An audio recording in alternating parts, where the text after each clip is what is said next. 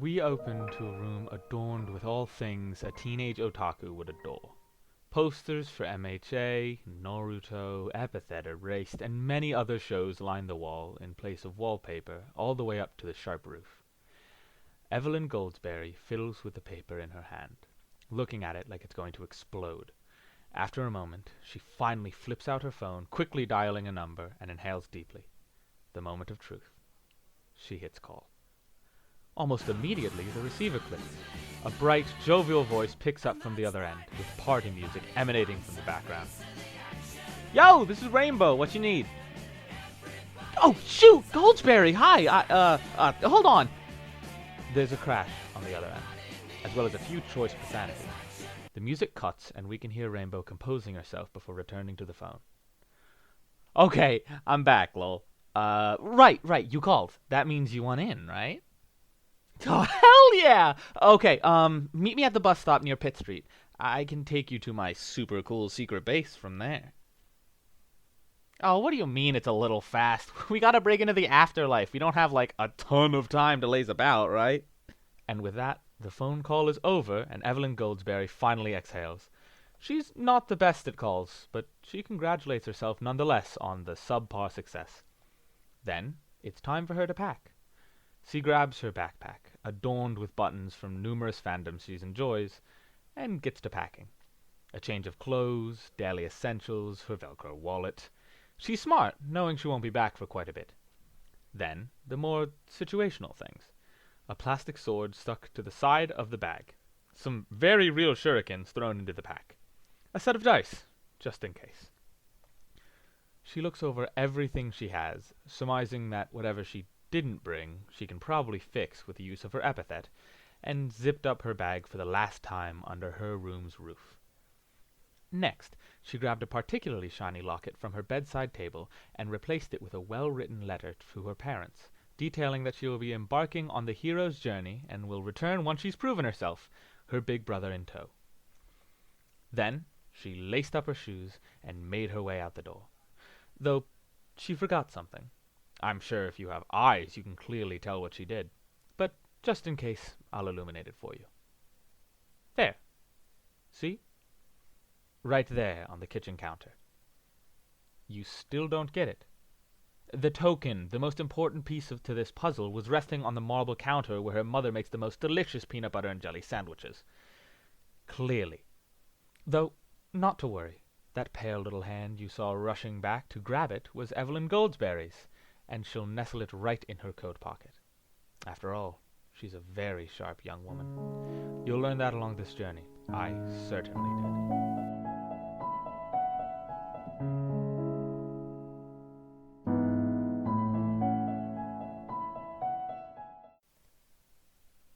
Hi, y'all. It's me, Yoshi, your game master, best pal, and zombie. I will eat your brains. I just wanted to take a moment to plug some of our sponsors who helped me pay for all the royalties in this mess. That, and I really do enjoy some of their products. Starting off strong with Red Ascot. Red Ascot is a company that wants you to want to sew.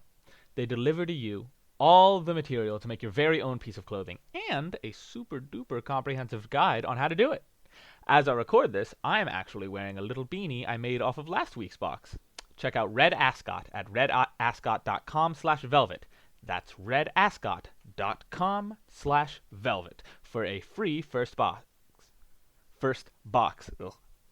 Red Ascot. It's so much fun. Like so. Next up, we got Fresh Skivvies. Fresh Skivvies, y'all. Another clothes brand, yes, but you gotta bear with me. Skivvies makes the most comfortable undergarments you've ever done worn. Not to be a sellout, but I love my new Skivvies. Plus, they have little skulls on them like a pirate. It makes make your butt feel like Christmas in July with a brand new pair even of fresh Skivvies.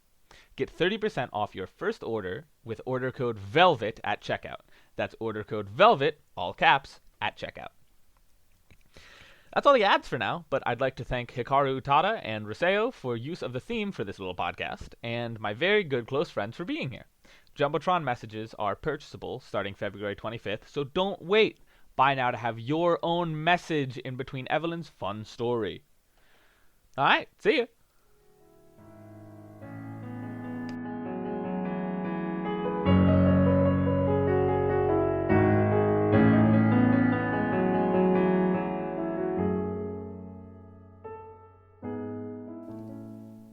Here we are.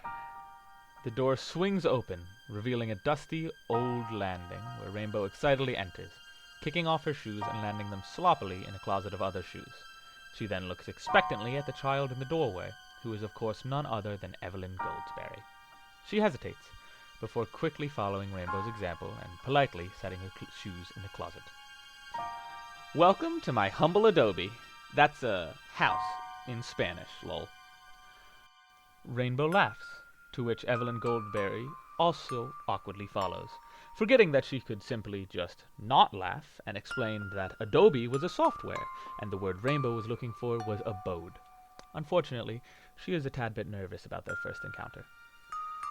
Okay, anyways, let me show you my planning room. Rainbow beckons the other, hopping down the staircase towards the basement, apprehensively followed by Evelyn Goldsberry.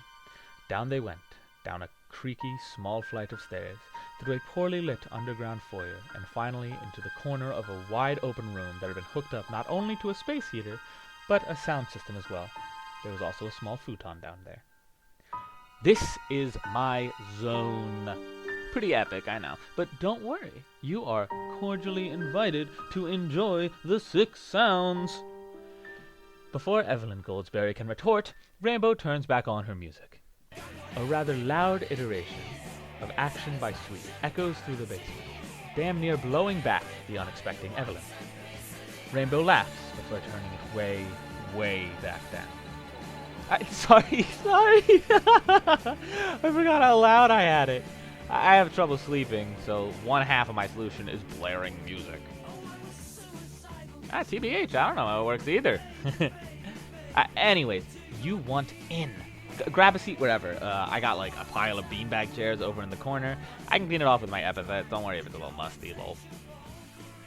And so they sit down, beginning the conversation of their plan. They speak for hours, and bit by bit, Evelyn Goldsberry's fear and apprehensive melts away, replaced with the warmth of their little plotting corner. They explain each other's epithets, knowing it might gain particular edges to know each other so deeply. Evelyn Goldsberry, whose core word is wage, can summon currency for all types for whatever reason, though its combat uses are minimal. Of course, Rainbow, whose real name is revealed to be Sarah, believes that it's the most useful power in history, and is more than excited to let loose the tides of cash money. She, in turn, explains that her epithet, chromatic, allows her to cast colors and lights onto things, to various effects. Unfortunately, because of her quote-unquote shitty eyes are incredibly light-sensitive, she can't really use it unless she's blinded or medicinally calmed. She winks upon saying that, and Evelyn becomes painfully aware of the large glass object in the room, sitting on several stacks of particular paper. They speak about idea after idea, ending with that they should find the person who sent their brother to Velvetopolis in the first place, and see if they have any bright ideas. Of course, they cannot strike out the fact that neither of them can fight in any way that matters, and the cunning man that striked Evelyn Goldsberry's unsuspecting brother down was likely as deadly as he was elusive. And yet, Evelyn gets an idea. Oh, right! If you can make cash, we can totally buy a bodyguard. Give me a couple days to ask my uncle. He knows all sorts of dark, under-the-law kind of stuff. He can hook me up with a great company to, buy a bodyguard. Oh, you want to stay here? What about home? That's fair. Yeah, you can, totally crash here. I have a couple of empty rooms upstairs. This is actually my great-aunt's place, but she's never here. She's surprisingly cool with me, especially after I moved. Oh, no. I got you, dude. This room is totally fresh. I crashed down here because it's mostly soundproof, but upstairs is, hella furnished. I made sure of it. There's pillows and everything. Plus, you get your own room. Yeah, you can crash down here if you want, too. I have a cot from before I got my mattress, so go nuts, but the music might make it hard to sleep. What we don't see here is that beyond this important house-building nonsense, there is turmoil happening in Velvetopolis. People are running with a robot, being chased by cultists and an angry engineer. But, much more importantly, two girls are trying to figure out which one will sleep on their extended sleepover. Truly, what we are witnessing right now is the far more important storyline. But I digress. We see Evelyn Goldsberry leave the area as Sarah quietly takes a few hits, music beginning to ramp up as she flops down onto her bed. She exhales, her head nestling against the pillow as Evelyn begins to ascend the stairs back to the old house. It's disconcerting. It's frightening, the dust emanating from every wall and cabinet, the soft echo of music the only thing breaking the deafening silence. She doesn't know it yet, but this haunted house would become one of the warmest places she's ever been. For now, she enters the bedroom. The sheets have been changed just a few days ago, and they've got no dust on them. Evelyn Goldsberry sets her cap on a bedpost, sitting down on the bed and checking her phone. She opens up Notepad, beginning to type a note to herself. When she is finished, she hooks up her charger and passes out, hugging one of the old pillows. The note reads, Dear Gaige, I finally answered my call to action. I met up with Sarah, and I'm going to be crashing at her place for a bit. It's scary, but fills me with this kind of excitement that I can't really explain yet. I hope Mom and Dad aren't too mad at me for running away for a bit. Forgiveness is easier than permission, right? Haha. Anyways, I'm exhausted. Who knew talking for so long could be so tiring? I feel like I'm standing at the edge of a cliff with a skateboard, just waiting to push off and ride right into the cavern. But I promise on my way out of that cliff, you'll be riding with me. I'll tell you all about it when we're done. From Evelyn Goldsberry.